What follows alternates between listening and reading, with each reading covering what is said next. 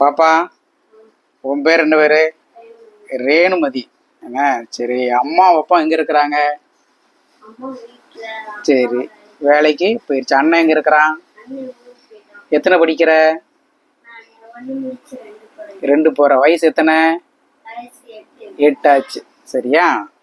சரி, இப்ப நீ யார் வீட்டுல இருக்க? எங்க வீட்டுல இருக்க. இந்த வீட்டுல இப்ப எல்லாரும் எங்க போயிட்டாங்க? ஃபங்க்ஷனுக்கு போயிட்டாங்க. சரி, இப்போ யார் யார் இருக்கோம்? நீயும் நானும் தான் இருக்கோம். நான் உனக்கு என்ன வேணும்? மாமா வேணும். சரியா? இப்போ என்ன பண்ணுற அப்படின்னா, இப்போ அம்மாவும் இல்லை, இந்த வீட்டில் யாருமே இல்லை. இப்போ நீயும் நான் மட்டும் தான் இருக்கிறோம். சரியா?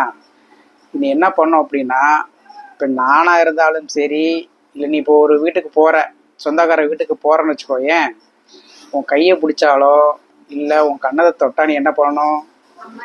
அம்மா கிட்ட ஃபஸ்ட்டு.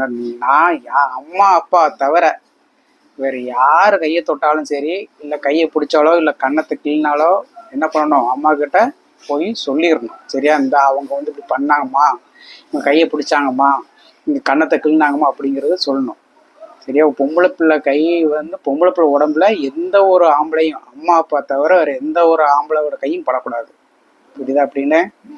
சரியா? வந்தீங்கன்னா நல்லா எல்லாரும் இருக்கல நீ இருக்கணும். அவங்க அக்கா இருப்பாங்கல்ல, சேலிச்சிமி பாப்பா எல்லாரும் இருக்கையில் நீ நல்லா விளையாடணும். சரியா?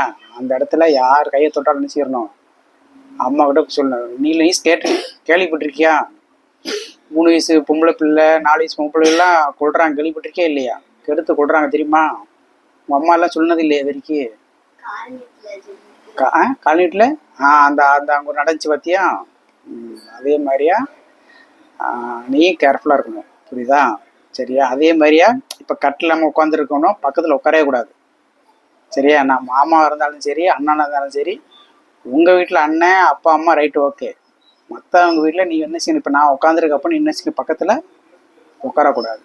புரியுதா? ரொம்ப நெருக்கம் உட்காரக்கூடாது. சரி? அதே மாதிரி கையும் தொடக்கூடாது, எதுவுமே பண்ணக்கூடாது. சரியா? புரியுதா இல்லையா? ஆமாம், இனிமேல் அப்படி தான் இருக்கணும் கடைசி வரைக்கும். அப்புறம் அவங்க கையை பிடிச்சி தொட்டாங்க, இவங்க தொட்டாங்க அப்படின்னு நீ வாழ அமைதியாக இருந்தேன்னா அப்புறம் அவ்வளோ உனக்கு ஒன்றே ஓட்டுருவாங்க. அதே மாதிரி சாக்லேட்டு அதெல்லாம் யாரும் வாங்கி கொடுத்தாலும் நினச்சக்கூடாது, சாப்பிடக்கூடாது. புரியுதானன்ட்டு. சரியா? நல்லா படிக்கணும், அதுதான் முக்கியம். அப்புறம் அங்கே வீட்டுக்கு போய் அவங்க கையை தொட்டாங்க இவங்க கை தொட்டாங்க என்ன சொல்லணும்? உடனே போய் அம்மா கிட்ட சொல்லிடணும். புரியுதா? சரி, போய் டிவி பரவிடும். இப்போ எல்லாம் வந்துடுவாங்க, பார்த்து அங்கே போய் அமைதியாக உட்காந்து பாருண்ணே.